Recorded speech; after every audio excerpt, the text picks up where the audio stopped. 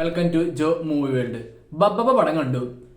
ഇതിന്റെ മേക്കേഴ്സ് പറഞ്ഞ പോലെ തന്നെ ലോജിക്ക് ഓഫ് ചെയ്ത് വെച്ചാൽ നിങ്ങൾക്ക് എൻജോയ് ചെയ്യാൻ പറ്റുന്ന ഒരു പടം തന്നെയാണ് ബബ്ബ. പക്ഷേ ഇത് എല്ലാവർക്കും പറ്റുന്ന ഒരു പടമാണെന്ന് ചോദിച്ചു കഴിഞ്ഞാൽ അത് 100% പറയാൻ എനിക്ക് പറ്റില്ല. കാരണം ഇതൊരു ടിപ്പിക്കൽ മാസ് ആക്ഷൻ പടം എന്ന രീതിയിലല്ല നിങ്ങൾ ഇതിനെ സമീപിക്കേണ്ടത്. ഇത് എന്താ പറയാ, ലോജിക്ക് ഓഫ് ചെയ്ത് വെച്ച് ഒരു ഫാൻ സർവീസ് എന്ന പോലെ എന്താ പറയാ ഒരു വൈബില് കാണാൻ പറ്റുന്ന ഒരു പടം എന്ന് കരുതി ഇത് അതിഗംഭീര പടം എന്നല്ല ഞാൻ പറഞ്ഞു വരുന്നേ. പക്ഷെ നിങ്ങളൊരു നല്ലൊരു ക്രൗഡഡ് ആയിട്ടുള്ള തിയേറ്ററിൽ എല്ലാവരും ഒരുമിച്ച് ഇരുന്നിട്ട് ഒരു 2.5 മണിക്കൂർ നിങ്ങൾക്ക് ബോറടിക്കാതെ കാണാൻ പറ്റുന്ന ഒരു പടം തന്നെയാണ് ബബ്ബ.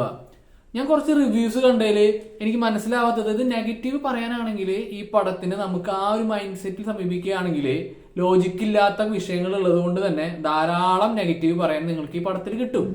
അങ്ങനെ നോക്കുകയാണെങ്കിൽ നമുക്ക് ഇതിൽ കാണുന്ന എല്ലാ സീനുകളും ക്രിഞ്ചായിട്ടും എല്ലാ സീനുകളും ഇത് എന്താണെന്ന് നിങ്ങൾക്ക് തോന്നും. അത് മൈൻഡ് സെറ്റ് വളരെ പ്രാധാന്യമാണ് ഇങ്ങനത്തെ പടങ്ങളെ സമീപിക്കുമ്പോൾ. പിന്നെ ഇതില് ഈ പടത്തിൽ തന്നെ അവർ പല സീൻസിലും നിങ്ങൾ പണ്ടത്തെ പടങ്ങളിലൊക്കെ ഉള്ള പോലെ തന്നെയാണ് ഇതെന്നൊക്കെ പറഞ്ഞിട്ട് അവരിത് പറയണ്ട. കാരണം അവര് അങ്ങനെയാണ് ഈ പടത്തിനെ സമീപിച്ചേക്കണത്. അതായത് മൊത്തത്തിൽ വന്ന കുറെ ഇങ്ങനത്തെ പടങ്ങളുടെ റെഫറൻസ്, പ്രത്യേകിച്ച് ദിലീപ് ഏട്ടന്റെയും ലാലേട്ടന്റെയും ഇവൻ വിജയുടെയും പടങ്ങളിലെ റെഫറൻസ് കറക്റ്റ് ടൈമിങ്ങിൽ ഉപയോഗിച്ച് ഇവരുടെ എനർജറ്റിക് ആയിട്ടുള്ള പെർഫോമൻസ് ഉള്ള കളർഫുൾ മേക്കിംഗ് ഉള്ള ഒരു പടം, അതാണ് ബബ്ബ.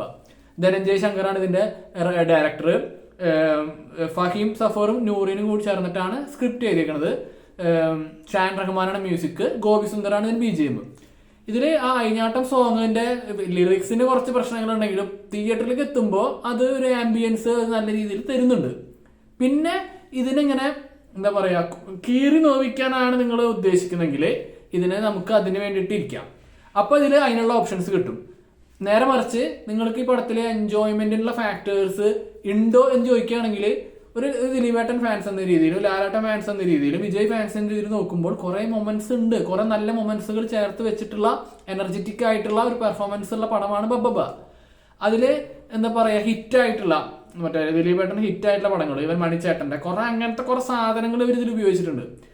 ഇതിലിവര് മാത്രമല്ല, ധ്യാന്റെ സീൻസ് ഈ ഇന്റർവ്യൂ എന്ന രീതിയിൽ അങ്ങനെ ഫേമസ് ആയതിനെ പറ്റിയിട്ട് അങ്ങനെ ഇന്നത്തെ ട്രെൻഡ് ആയിട്ടുള്ള കുറെ മീമുകള്, കുറെ റഫറൻസുകള്, ക്ലിപ്സുകള്, ദേവന്റെ കേസൊക്കെ അങ്ങനെയാണ്. അത് മൊത്തത്തിൽ ഒരു സോഷ്യൽ മീഡിയയിൽ എന്തൊക്കെയാണ് വൈറൽ, എന്തൊക്കെയാണ് ഈ ഹിറ്റ് ആയിട്ടുള്ള കാര്യങ്ങൾ ഇതൊക്കെ ഉൾപ്പെടുത്തിയിട്ട് ഉള്ള ക്യാരക്ടറുകൾ ഉള്ള പടം. ദേവന്റെ ക്യാരക്ടർ അങ്ങനെ, ധ്യാൻ, വിനീത് ഒരു കുറച്ച് വ്യത്യസ്തമായിട്ടുള്ള കഥാപാത്രം, അവനും കളിയാക്കുന്നുണ്ട് മറ്റേ എന്താ പറയാ ചെന്നൈ എന്നൊക്കെ പറഞ്ഞിട്ട്. അങ്ങനെ മൊത്തം സെൽഫ് ട്രോളുകളുള്ള റെഫറൻസുകളുള്ള പടമാണ് ബബ്ബ. അപ്പൊ നിങ്ങൾ ഈ പടം കാണാൻ പോകുമ്പോൾ നിങ്ങളുടെ മൈൻഡ് സെറ്റ് എന്ന് പറയുന്നത് ഒരു ലോജിക്ക് മാറ്റി വെച്ചിട്ട് ഒരു ഫ്രീ മൈൻഡിൽ ഒരു വൈബ് അടിച്ചിട്ട് കാണാൻ പറ്റുന്ന പടം. ആ രീതിയിൽ പോയാൽ നിങ്ങൾക്ക് എൻജോയ് ചെയ്യാം. അതല്ല, നിങ്ങൾക്ക് ഇതിലൊരു കഥ വേണം, ഒരു കഥയ്ക്ക് ഒരു ഇമോഷണൽ കണക്ഷൻ വേണം, അത് എന്താ പറയുക നമുക്ക് ഇത് കൊള്ളണം, അങ്ങനെയൊക്കെ ഉദ്ദേശിച്ച് പോകണമെങ്കിൽ നിങ്ങൾ പോകണ്ട, നിങ്ങൾ വരരുത്. ഇതൊക്കെ അറിഞ്ഞിട്ട് നിങ്ങൾ വന്നിട്ട് കുറ്റം പറയുമ്പോഴാണ് അത് കേൾക്കുമ്പോൾ സുഖമില്ലാത്തത്. ഇവര് പടം തുടങ്ങുമ്പോൾ തന്നെ എഴുതി കാണിക്കും നോ ലോജിക്ക് ഓൺലി മാഡ്നസ്. പിന്നെ ഈ പടം കാണുമ്പോൾ നിങ്ങൾ പിന്നെ ഇതിൽ കഥാപാത്രങ്ങൾക്കും ഒരു പ്രാന്തുള്ള രീതിയിലാണ് അവർ എസ്റ്റാബ്ലിഷ് ചെയ്യണത്. ഒരു ഘട്ടം കഴിഞ്ഞ് കഴിഞ്ഞാൽ ചുരുക്കം പറഞ്ഞു കഴിഞ്ഞാൽ ഒരു പ്രാന്ത് എന്റർടൈൻമെന്റ്, ഒരു മാഡ് എന്റർടൈൻമെന്റ്, ആ രീതിയിൽ തന്നെ നിങ്ങൾ പടത്തിനെ സമീപിക്കണം. എന്നാൽ നിങ്ങൾക്ക് എൻജോയ് ചെയ്യാൻ പറ്റും.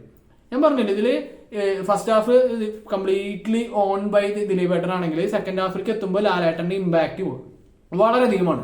ഒരു സ്ട്രോങ് ആയിട്ടുള്ള ഒരു സീക്വൻസിൽ മൂപ്പര് കടന്നു വരും. പിന്നെ ഇവർ ഒരുമിച്ചിട്ടുള്ള പാട്ട്, ഫൈറ്റ്, കാര്യങ്ങളൊക്കെ നല്ല രസമാണ് കാണാൻ. അപ്പൊ ആ രീതിയിൽ നോക്കുകയാണെങ്കിൽ സിനിമാറ്റിക്കലി കളർഫുൾ ആയിട്ട് എടുത്തിട്ടുള്ള ഒരു പടം.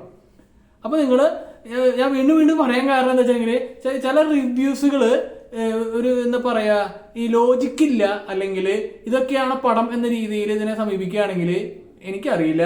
ഞാൻ അങ്ങനത്തെ റിവ്യൂ ആണ് നിങ്ങൾക്ക് താല്പര്യം ഉണ്ടെങ്കിൽ യൂട്യൂബിൽ അതിനനുസരിച്ചുള്ള റിവ്യൂമാരുണ്ട്. അപ്പൊ ആ റിവ്യൂമാരുടെ അടുത്ത് പോയിട്ട് കണ്ടു കഴിഞ്ഞാൽ നിങ്ങൾക്ക് ആ റിവ്യൂ കാണാം. എന്റെ റിവ്യൂവിൽ എനിക്ക് പേഴ്സണലി എനിക്ക് എന്താണ് വർക്കൗട്ട് ആയത്, എനിക്ക് ലാലേട്ടന്റെയും ദിലീപേട്ടന്റെ ഒക്കെ കുറെ സീൻസ് വർക്കൗട്ടായി. പ്രത്യേകിച്ച് ഇന്റർവെൽ മുമ്പുള്ളത്, ക്ലൈമാക്സിലുള്ളത്, ലാലേട്ടൻ എൻ്റയർ പോർഷൻസ്, പിന്നെ പല റെഫറൻസുകള്, അതൊക്കെ എനിക്ക് വർക്കൗട്ടായി, എനിക്ക് ഇഷ്ടപ്പെട്ടു, എനിക്ക് നല്ല എൻജോയ്മെന്റ് കിട്ടി, ഞാൻ സാറ്റിസ്ഫൈഡ് ആണ്. അപ്പൊ ഇത് എന്റെ അഭിപ്രായമാണ്. ഇത് നിങ്ങൾക്ക് ഇങ്ങനത്തെ സെയിം അഭിപ്രായം ആവണമെന്നില്ല. പക്ഷെ നിങ്ങൾ ഇതിനൊരു മുൻവിധികളില്ലാതെ ലോജിക് എന്ന സംഭവം നിങ്ങൾ പ്രതീക്ഷിക്കാതെ പോയി കഴിഞ്ഞാൽ നിങ്ങൾക്കും ഇഷ്ടപ്പെടാനുള്ള ചാൻസ് ഉണ്ടെന്ന് ഞാൻ വിശ്വസിക്കുന്നു.